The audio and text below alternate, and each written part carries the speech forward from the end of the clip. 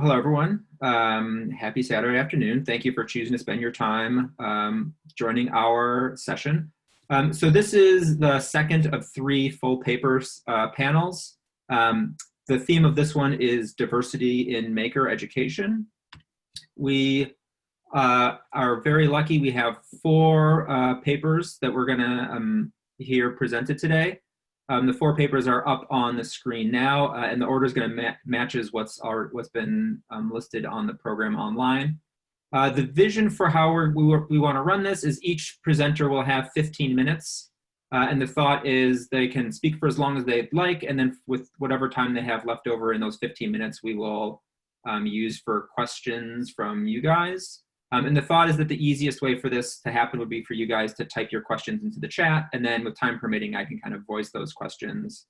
Voice those questions with the time remaining.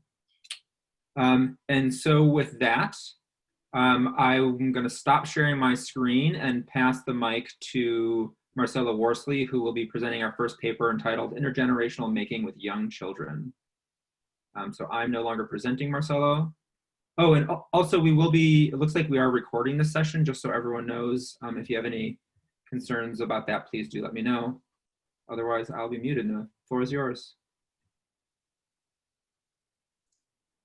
All right, good afternoon, good morning, wherever you are. So my name is Marcelo Worsley. I'm an assistant professor at Northwestern University, and this is work that I did along with three of my students. One of them is now at the University of Michigan. And then two are PhD students at Northwestern.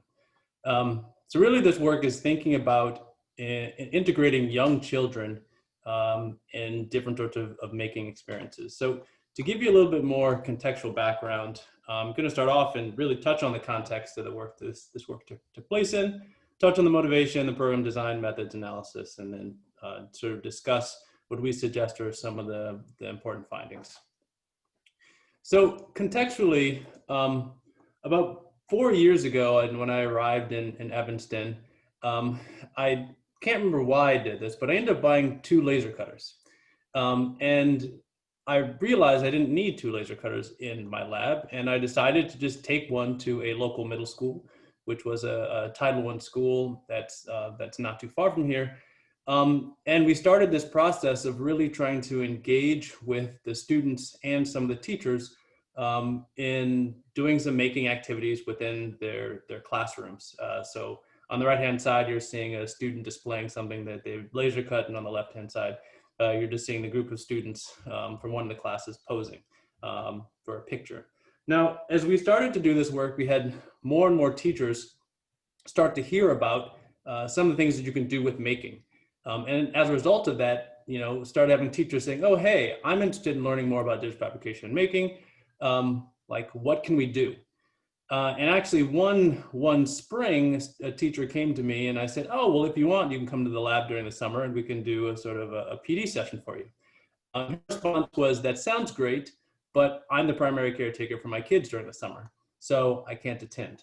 Now, fortunately for us, we were actually also in the process of doing some work around family making, around doing making programming that actually was geared towards entire families.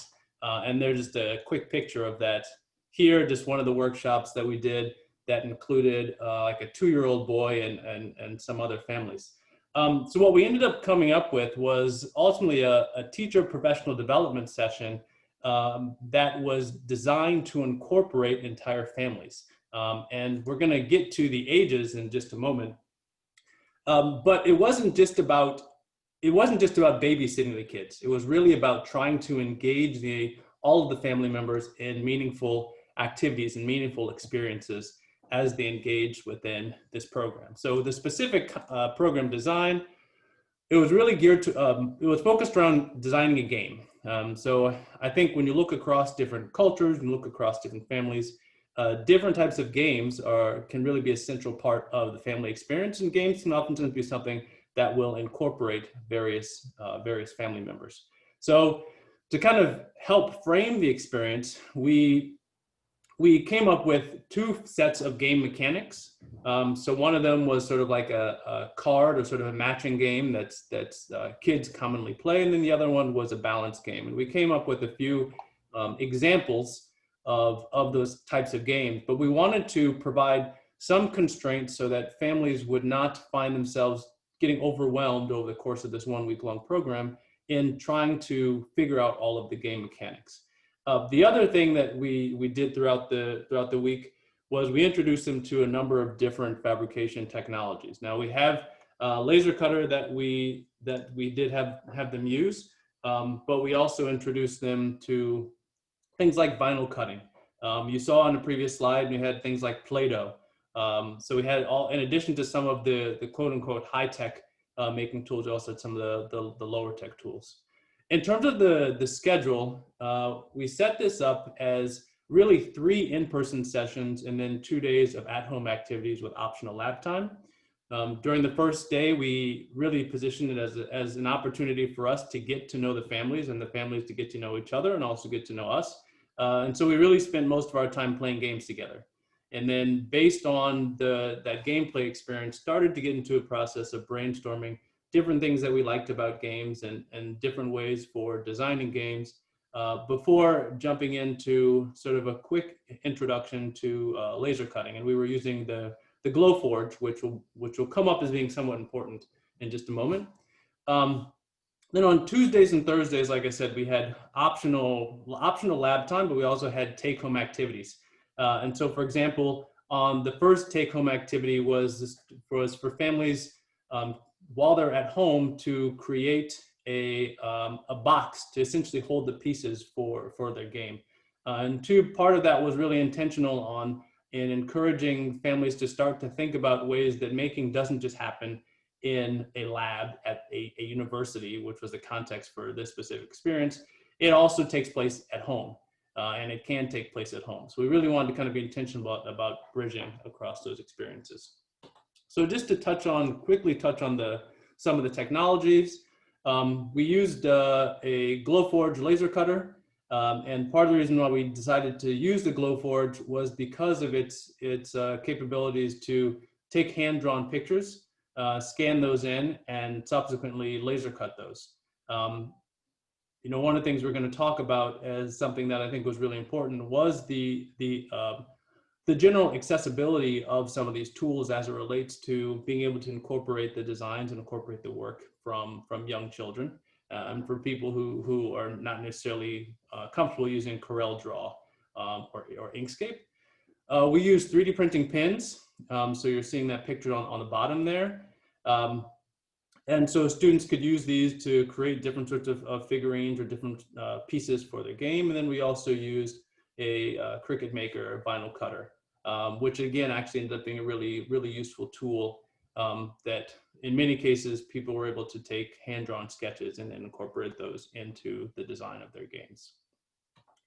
So there's a lot more to this actual program, but just to give this some time, I'm going to kind of go ahead and jump into the kind of data that we were looking at and what we sort of saw. So again, the participants that we were working with, we had 5 K-8 teachers. And there was a total of 7 children. Those children ranged in age from age 2 to age 10. And so, when we're thinking about young makers, young children, we're really thinking about on this slide here, thinking about Zion, Lynette, and Antonio, all of whom were essentially 3 years old or younger. And part of the reason why I emphasize kids of that age is because in many of our observations being the work, it seems like making has been something that has been geared towards or really thought about for kids who are somewhat older than that. And, we could have done analysis sort of comparing the ways that I think some of the younger kids compared to kids like Gus and Brooklyn who are 10 years old, or Joshua and Sophia. We didn't do that in this case, but I think, as I was saying, I think many cases, we often think about making for kids who are a little bit older. And so in this paper, we really wanted to think about what does it mean to design experiences that are also going to be meaningful and inclusive for these younger kids. What does that mean for how we facilitate, and as well as what does it contribute to the overall experience? So again, in terms of the context, most of this stuff took place within a university makerspace, which was my lab. We collected video field notes, and we had follow-up conversations with the teachers, and at times the teachers and their families afterwards. And then we coded their responses to really try to pull out what we thought were sort of themes that emerged across this data set. One thing one thing you will note is that for many of these teachers, they were coming with multiple children, and that's going to be something that that's going to be salient as we move through this. So getting to the actual analysis, there's 3 primary codes that came about for us, and the first one is the idea of play. That one of the important things that the young children provided was a much more playful atmosphere. And so here on the right-hand side, you're seeing families sitting on the floor playing games, which is already interesting. I mean, when you think about many adult spaces, it's not common for people to just go and take a seat on a floor. But that is definitely something that came up within this group. And you see the quotation, I like the trial and error aspect of that in the small setting with your family, because if it messes up, you're with your family and it's just your family, so who cares? Before you have a room full of 25 children staring at you. So from the teacher perspective, one of the things that they actually liked about the family setting was that it was a little bit more low stakes. And part of the low stakes element of that was the fact that the environment was playful. The next thing I'm going to point to is this idea of joint creation. So one of the things that we observed was the ways that all family members were really contributing to the design of the games that were being made. So in this case, there's a quotation about a mom and a daughter who are doing something on the laser cutter, and the child is really the one who's deciding, but there's actually some conversation back and forth. There's some discussion around what's going to look good and sort of what doesn't look good. But to us, this sort of signals real joint creation, real instances where both participants, both family members, are valued and recognized as contributors. And this quotation continues on just to sort of describe the switch that needed to take place from what the daughter wanted to something that was going to be more feasible. But the conversation that took place is really important because it did indicate that the child was being valued within this experience. And then the third one is really connectedness. And one of the things that we saw within this space was opportunities for incorporating the entire family. So even though with this quotation, while brainstorming with Natalie, she asked her daughters, "What would Daddy like to play? What would Daddy like to play with you guys?" This was a question that was posed even though the dad wasn't there. But having the children there started to help them think about the entire family as participating in this thing, and also thinking about, well, this is a game that's eventually going to end up at home, and start to think about connectedness in that way. So to kind of close out, I kind of want to mention the 3 main sort of implications that we had from this, and I'll go ahead and jump to the next slide. I think one of the things that was really important for this work to work with young kids was having variable and accessible media and technological tools. And I mentioned the Glowforge earlier, and I think that was actually really important because it meant that the kids could draw pictures and actually have those things get laser cut. Which, in many cases, if you don't have that sort of technology available, the kids' ideas can end up getting lost. I think the next one was around renegotiating rules, or understanding that the traditional rules that you might have within your space could potentially be broken. And even if you go through this process of negotiating these rules, it's very likely that the kids are not going to follow those rules. And so I think one of the important things that you have to change in terms of your framing and thinking is being prepared to see people break those rules and actually, in some sense, bake that in. And then the last thing I'll mention is having some fluidity in roles. So at times, me as a facilitator, I basically had kids climbing on me because they needed a distraction. At other times, my role or our role as facilitators was working with one child so that a parent could go and interact with and work with one of the other kids. So I think there needed to be role fluidity on the part of the facilitators as well as on the part of parents. And so I think as we think about designing these intergenerational making experiences for young children, these are some of the things to keep in mind. So I think that puts us right about time. So I will conclude now and open the floor to questions as we see fit. Wonderful. Thank you, Marcelo. I don't see any questions in the Q&A yet, so maybe we'll give folks a minute to type them in. And in the meantime, Ezequiel, if you want to start sharing your screen and get set up while we see if any questions roll in. Otherwise, I will ask my question. So, a question that just came through, Marcelo, can you remind us of the role of teachers versus parents in this context? Yes, sorry. I should explain that better. All of the parents that participated are teachers in local schools.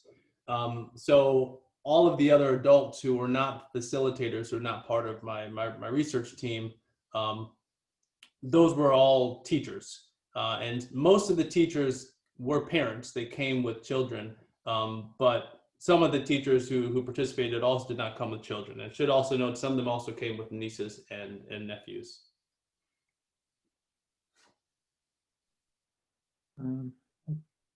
So Ezequiel, are you ready to go? All right, so apologies that some more questions came in, but we don't have time. So please feel free to follow up with Marcelo offline. He'll be virtually around for the next day, I assume. And so with that, we're gonna pass the mic over to Ezequiel.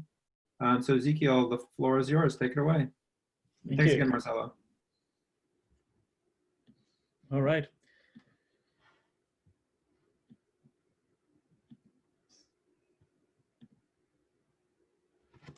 All right, so this is the presentation of a project we carried out with Dr. Pryce Davis.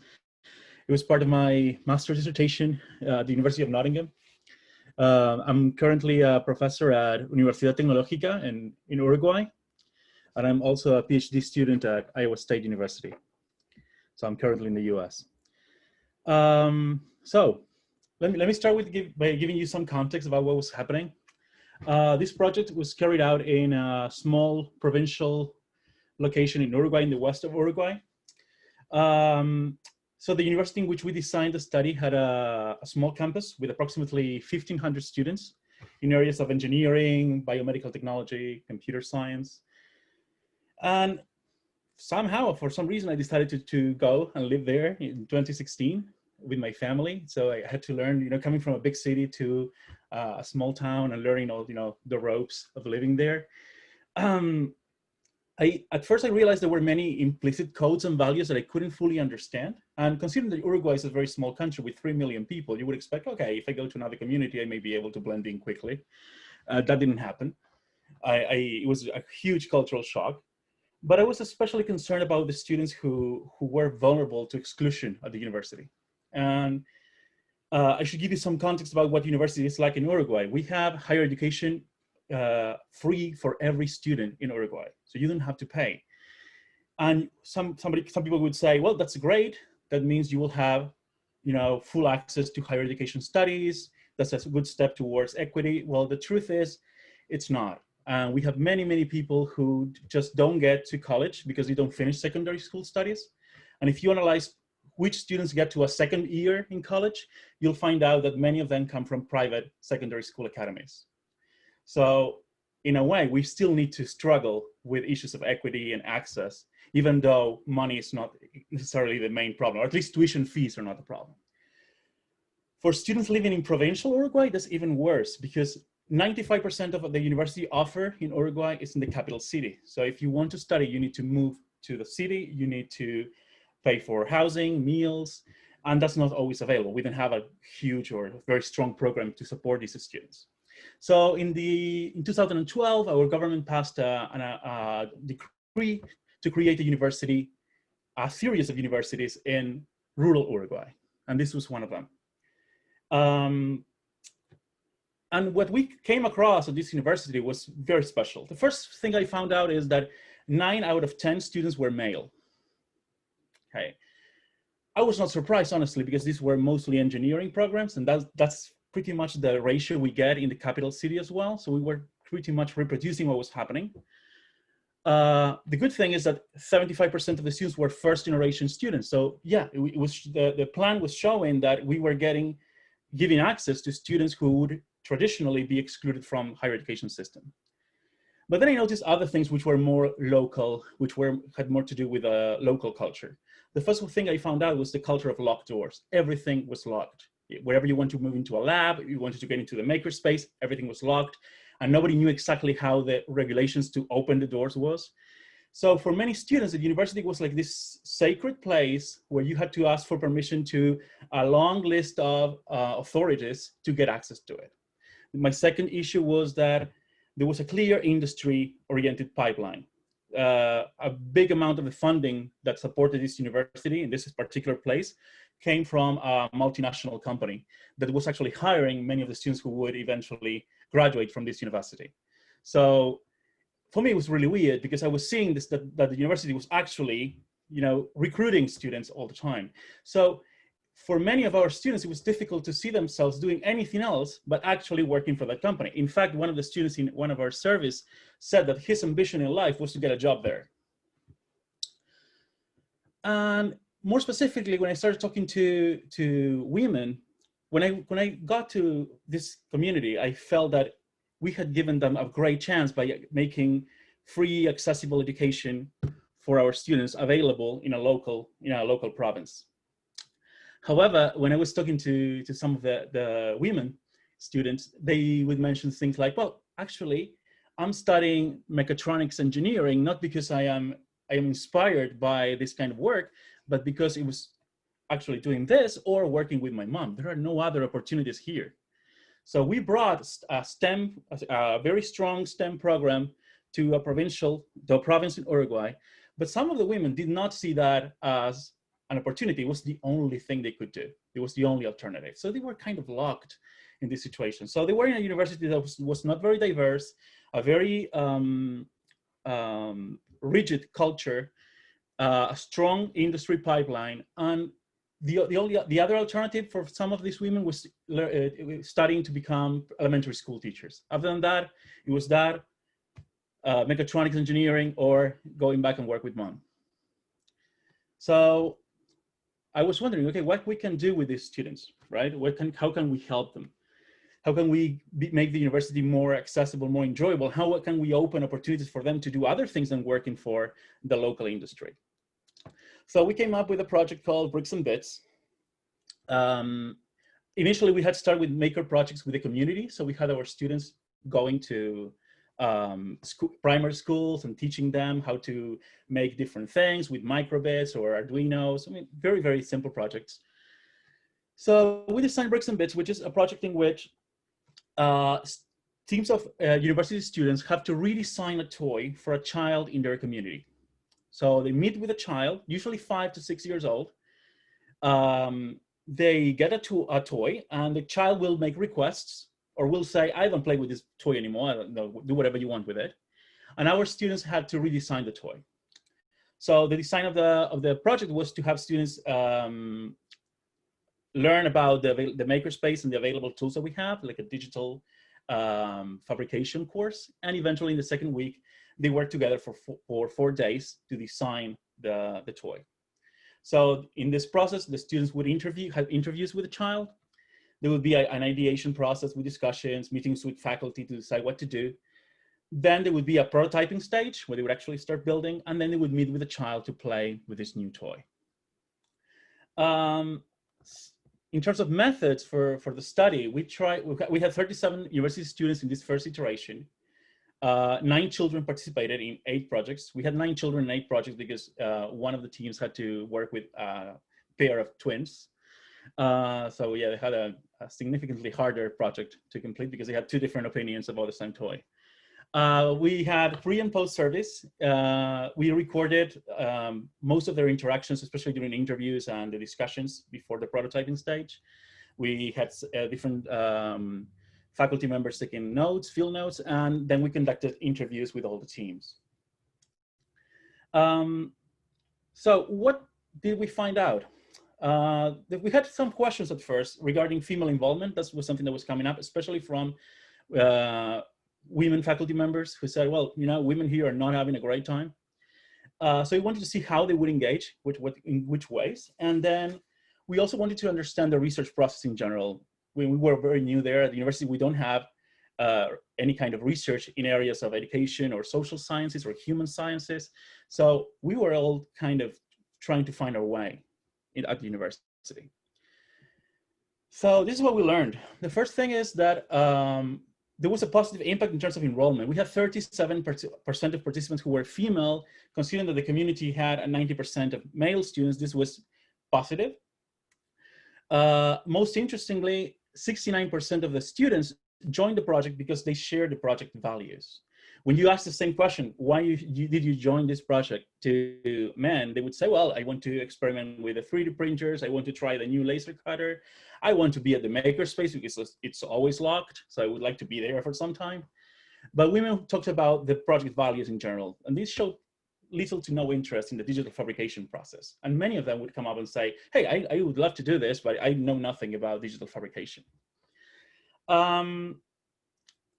However, women also played a very, very special role in getting help from other teams. We noticed that they were very good at saying, okay, we can't do this. We don't have the resources, or we don't have the skills. Let's ask somebody else. Let's ask another team. Let's get somebody else. In fact, during the last day, some of the women students got to bring all the groups together into the same learning space so that they could collaborate more effectively, which was a very interesting decision. However, we also noticed that decision-making was still dominated by male students who had a maker background. In one of the teams in particular, during the interview, one of the students asked the child, would you like us to add some arms and do this to your toy? And the child would say, of course, I would love you to do that. And there was no discussion after that. They only discussed how they were going to do it. So for many of our female participants, there were very few opportunities for them to actually engage in bringing ideas. So one thing that we learned from this project is that even though we can increase women's participation, it doesn't mean they are fully involved in the projects that we are carrying out. So we definitely need a stronger instructional design here, but we also need to understand more about the motivations of our students. So we also learned a few things about the research process. First, that in 2 or 3 days, we couldn't understand much about this emancipation process of some women in provincial Uruguay when they were engaging in major projects. We also understood a few things about the role of the researcher. I found out that I could easily get access to these students in our context. 5 minutes left, okay. So I immediately realized that I had full access to our students. They asked absolutely no questions, even though we sent them information and gave them feedback and asked them for feedback about what we were doing. In general, we had full access to them. And I think that's also because the university has this immense power over this community. And we need to be more aware of the power we are holding and how we can use it responsibly. So we are currently focusing on designing iterations of the project, which focus on having first university students playing a more active role in the project by having them become the facilitators of the projects rather than us. We also designed a series of internships in a mobile makerspace. So we're having some of our female students travel around the country in a mobile makerspace to carry out the bricks and bits experience in those locations. And within this process, what we're doing is having different interviews and conversations, are usually centered around design, but where we can get to talk about what are the implications for maker education in their development as women and female professionals. Additionally, we were able to integrate more women into the research design team, thanks to the integration of the Diversity and Inclusion Office. That made a huge difference. So all in all, I think we need to keep working on making activities to integrate this and make activities are more powerful to engage women. But at the same time, we also need to design a more participatory approach, a more participatory framework for our research, especially when you're dealing with issues of equity and diversity.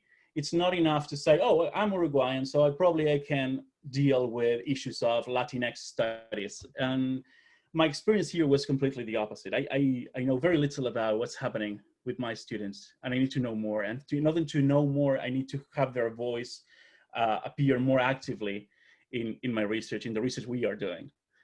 So once we get to do that, I think that through long-term experiences, I think we will be able to have a greater impact and a greater understanding of how we can design better experiences for our students.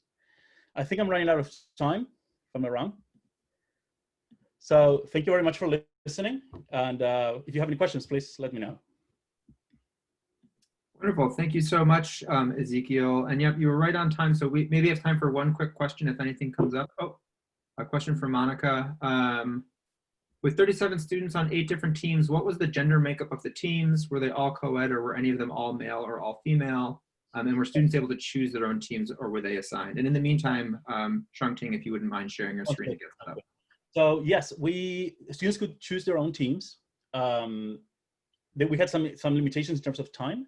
So some students could not attend in the mornings or in the afternoons. But in the end, what we had was only one team that was only formed by men, but all the other teams were mixed. And they had at least 2 women. One of the teams had 3 women and 1 man. That was the interaction. And we saw some differences, but they were not significant enough to actually include that in our paper. Wonderful. Thank you so much. And so with that, we'll transition to our next paper in the session, and we have Shuangting Yao from Teachers College here. And so Shuangting, take it away. Okay. Hi, I'm Shuangting. I recently graduated from the master's program Instructional Technology and Media at Teachers College, Columbia University. Here's my paper, Towards a Systemic Understanding of the Implementation of Make Education in Chinese Middle and High Schools. Paulo and Chang were my advisors for this paper. So during my study at TC, I became interested in maker education and really want to bring what I learned at TC back to China. Before I'm able to design any maker-related curriculum for Chinese students, I need to have a fundamental understanding of what's already happening in China. So this is my intention for this research.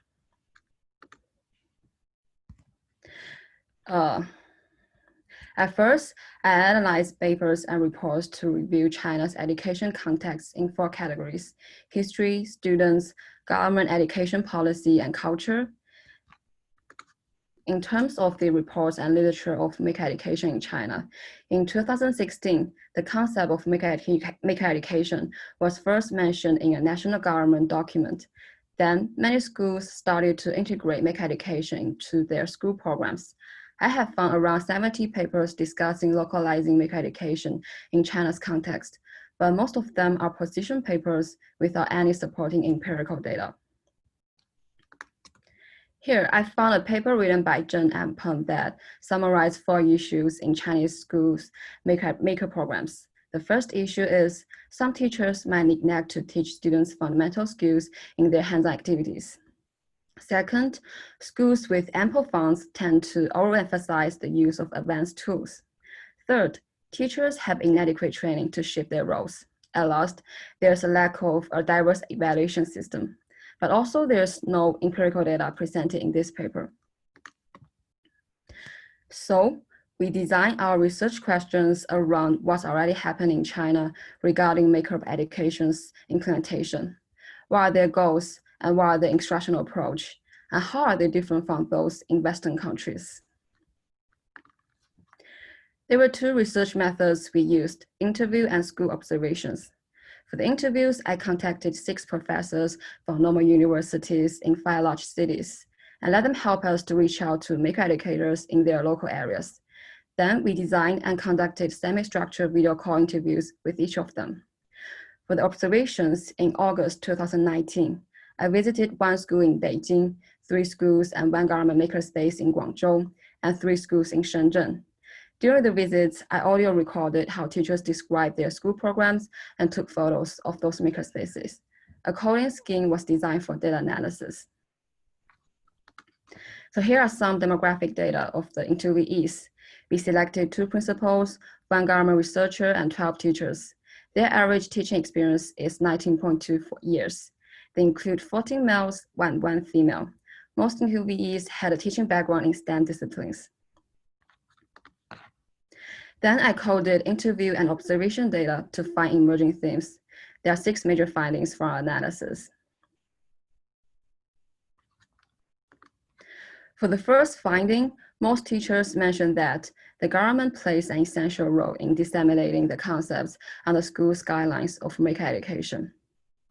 Teachers' practice is highly influenced by what the government's mandate. Several teachers mentioned after Premier Li Keqiang brought up mass entrepreneurship and innovation, the government started to promote maker and maker education within China's K-12 education system. They also mentioned this implementation process by the government was swift and efficient. The next finding is that most teachers believe maker education is related to innovation education. It's another type of education being promoted by the government. There's no strict guideline for this education, so generally it aims to select and cultivate top talents for the country's development. And several teachers believe that maker education is a format for them to improve students' creativity and find outstanding innovative talents. One Chinese scholar argued, compared to what has been taught in Western countries, China's maker education needs to be more focused on the training of students' innovation ability. I think this is very different from the ideas of maker education in Western countries. The third finding is most teachers mentioned they struggle to shift their roles from subject teachers to maker teachers. They were challenged by essential barriers, such as creativity, interdisciplinary, and fast learning. Government's role might be an influencing factor of teachers' perceived readiness. However, 10 teachers mentioned they received professional development training from other institutions. So we can conclude that they need more suitable training for designing and teaching maker programs.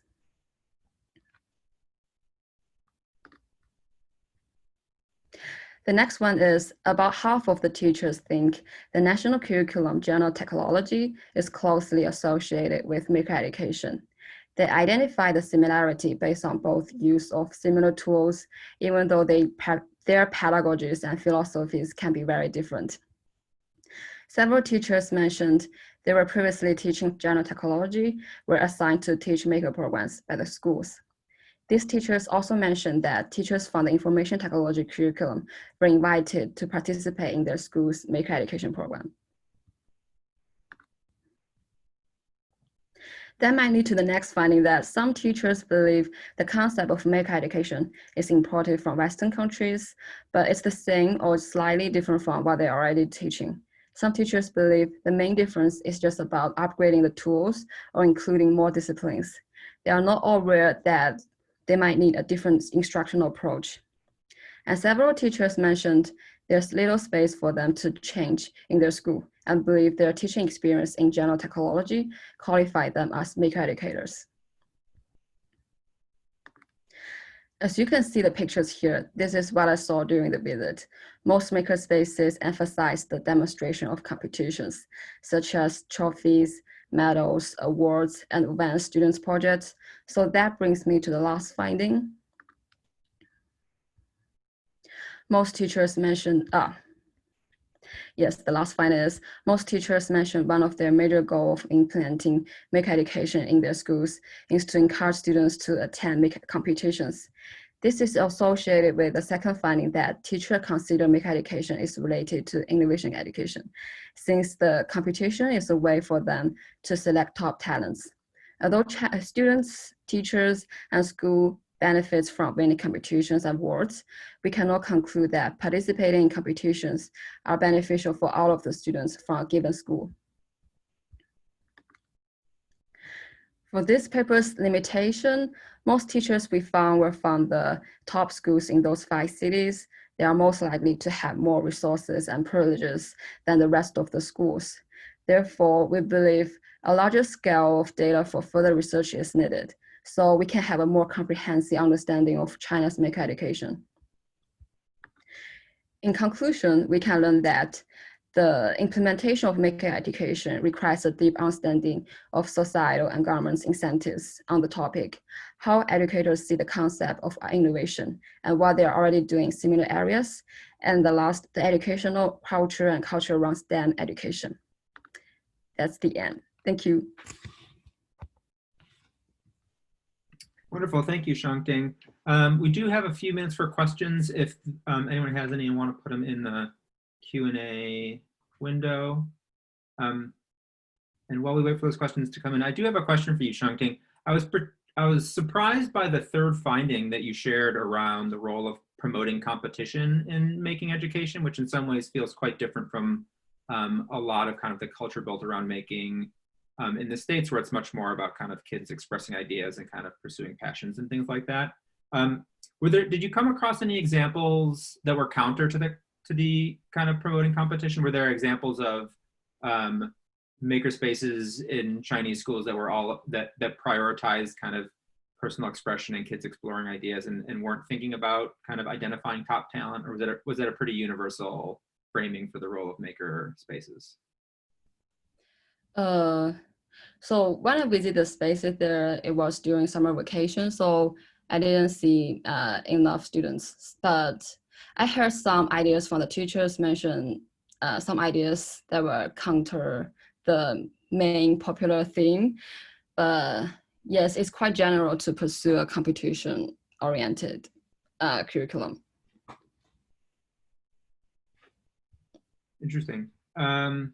If there aren't any other questions, we'll give it another minute. Oh, on cue, 3 questions came in, so we'll take the top one. So a question from Monica: what's something that you think Western maker spaces could learn from Chinese maker spaces in terms of things like practices or mindsets?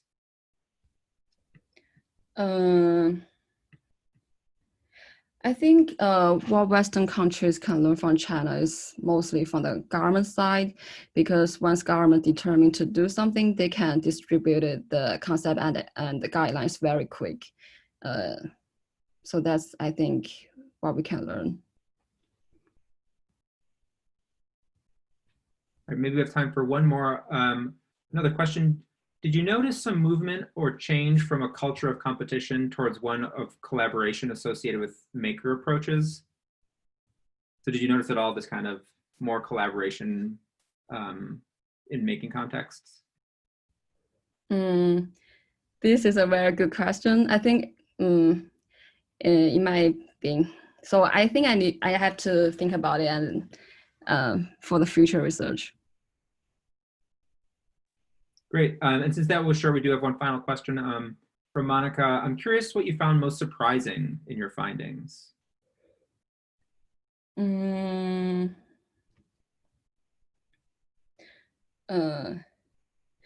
think it's about the advanced level of the students' projects and the tools they are using. I think it's far more advanced compared to the students in the Western countries. Interesting. I'd be curious to hear more about that, but maybe that can happen offline. So thank you again, Shuangting. And with that, we'll move to our final paper of this session. And for that, we welcome Chung Lee and Noah Samuel, who will jointly be presenting this last piece. So Chung and Noah, the floor is yours.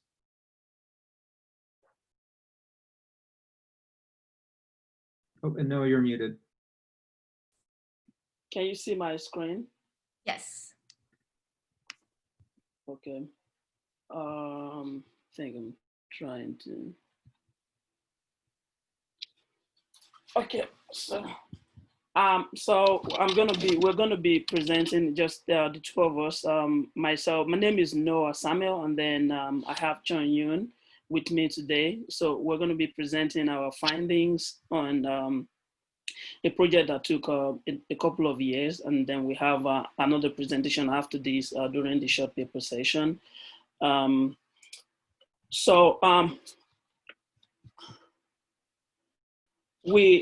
study basically look at makerspace in K-12, and it was a joint project between schools, about 4 schools in the Midwest where our research was based, and we collaborated with these schools to understand certain questions that.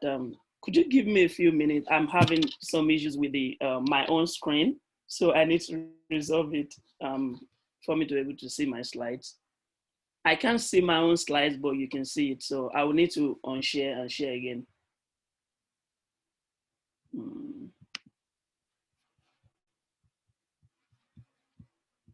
Just building suspense. Yeah.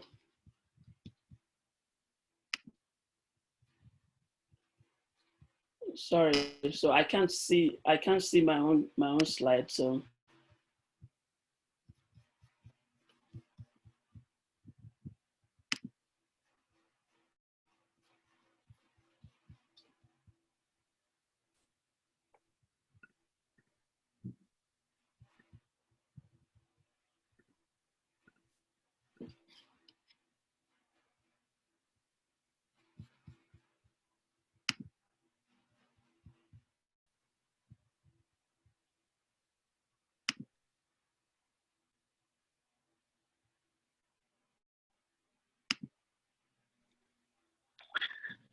Noah, would it help if you show the slides and Chung or I do the talking? Or does Chung have the slides she can share them?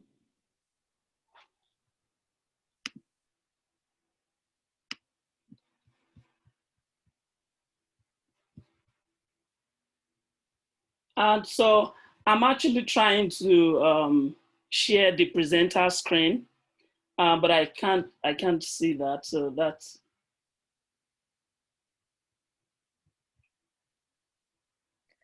Noah, do you want me to share? Just try it. Yeah. Please, you can share.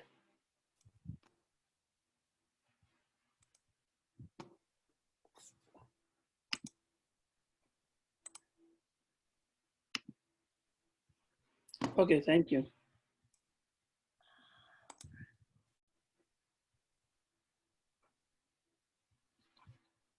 Everyone can see the screen? Sounds great. Okay.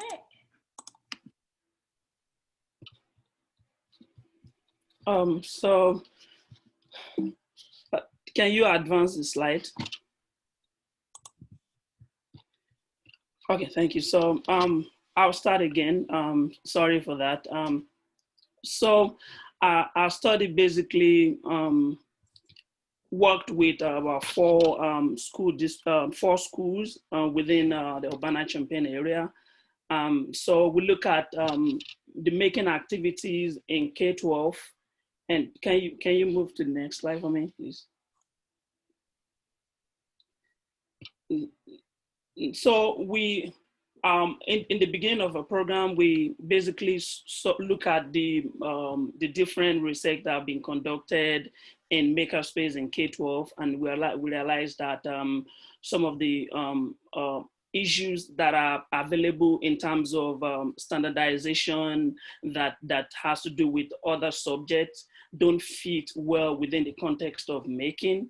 And those are stuff that were reported in literature. And we basically want to look at how the making environment is actually make conducive and for people who have disabilities in certain ways. We look at people, disability issues among students who participated in making activities. Can you advance the slide? And so some of the barriers that we encounter has to do with availability of resources in the schools that we look at, and as well as some of the things that we saw in the literature. And initially I talked about standardization, then the fact that making requires more time than the normal classroom schedules. And we also observe barriers like competing district level priorities among schools, and the question of alignment of the maker curriculum with standard curriculums like mathematics and English and all of that.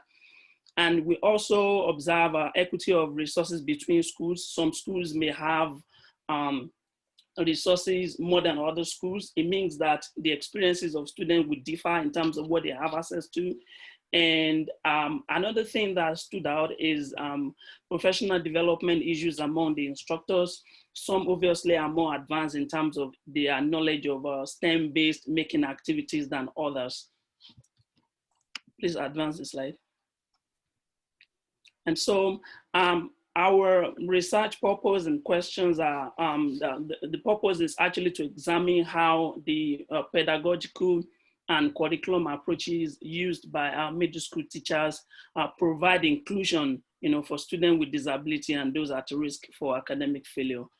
in maker instruction. And we asked 2 questions which were addressed in this particular study. And the first one was how a student with disability and students at risk for academic failure participate in middle school maker activities. And then the second was to see the barriers that exist for students with disabilities and those at risk for academic failure in middle school maker activities.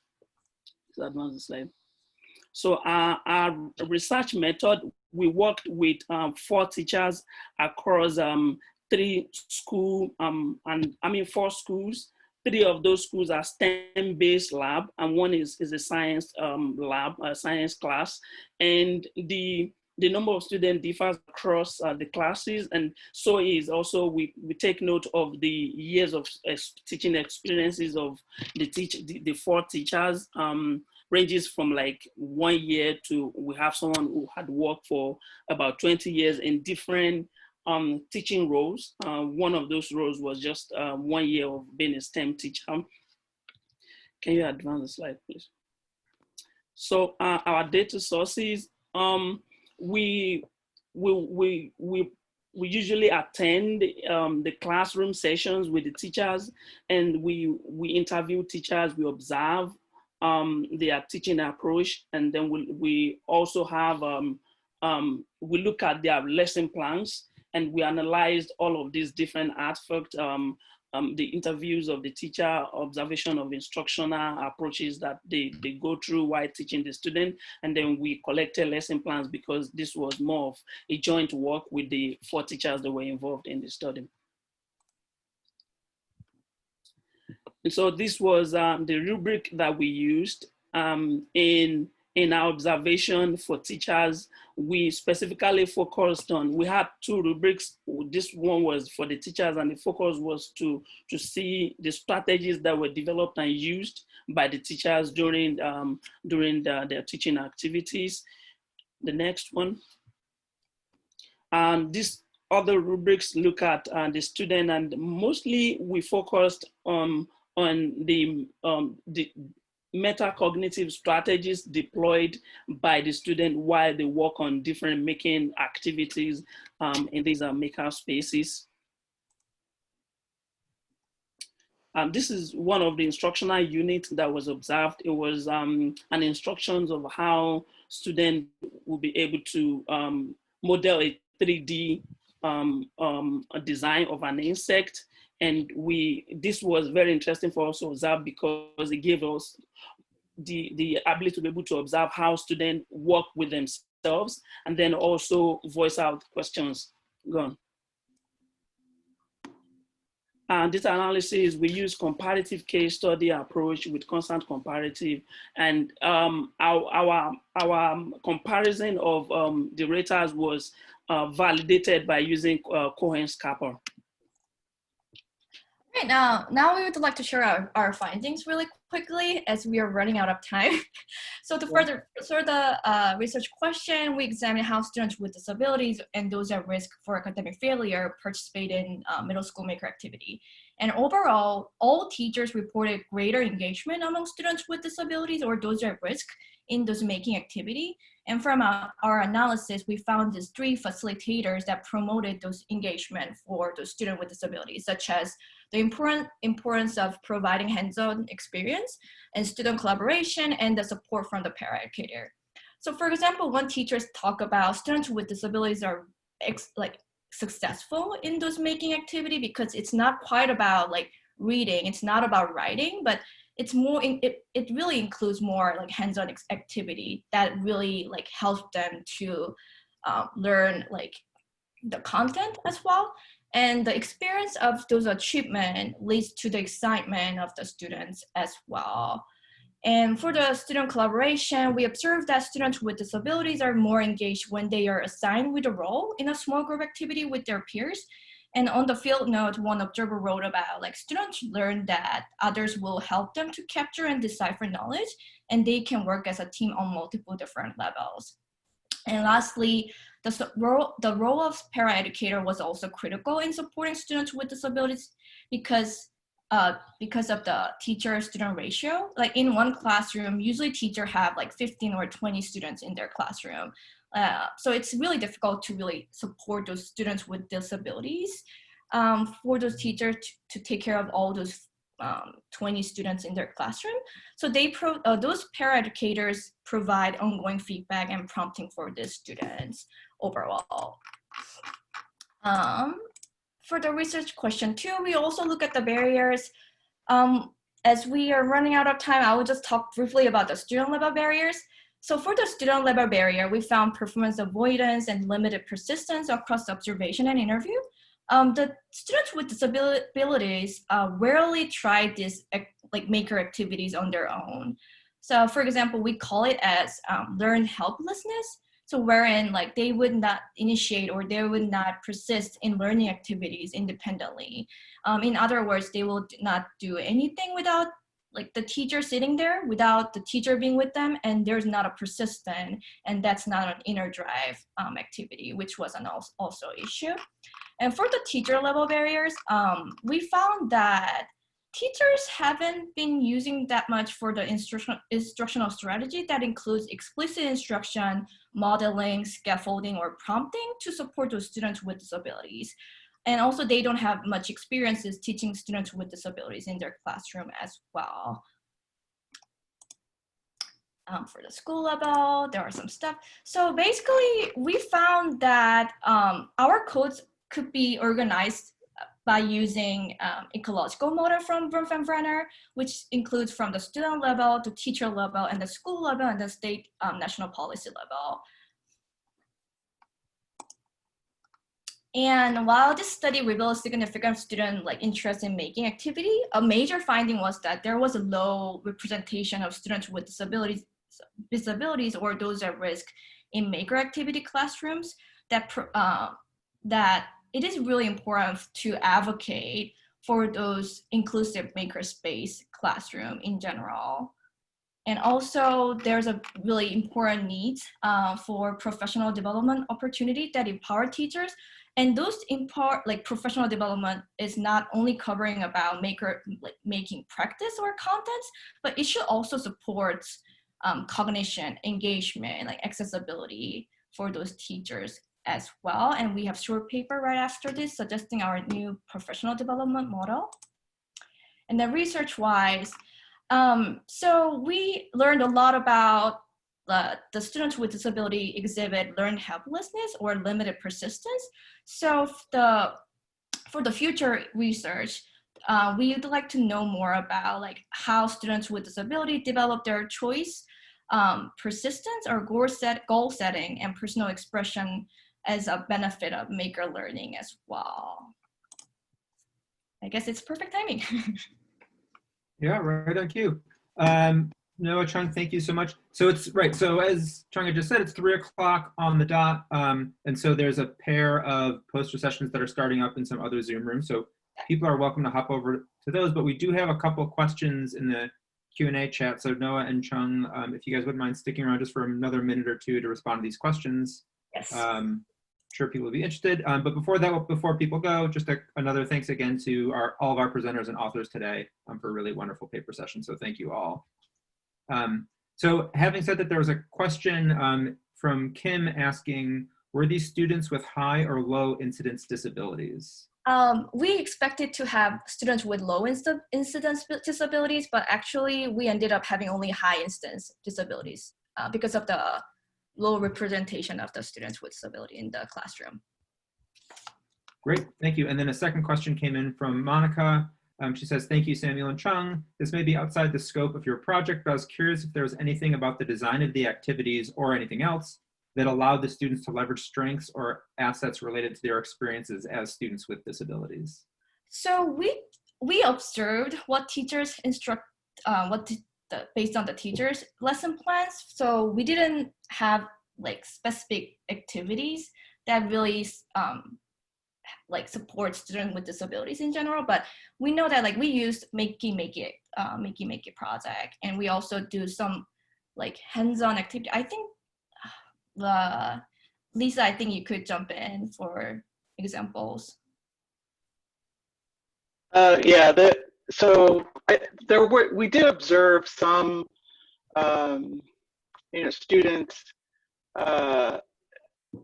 that were able to take advantage of some capabilities that they had, but that wasn't part of our research structure. So it wasn't really captured in a systematic way. Put that in the pile of for future work and future questions to pursue. Yeah. Okay, well, that does it for the questions. I'm sure there's more good stuff in the papers that people published, and so I'm sure you can follow up with them offline if you're interested. But other than that, thank you again for everyone who presented, as well as those who attended, and yeah, enjoy the poster sessions and the rest of the conference. Thank you all. Thank you.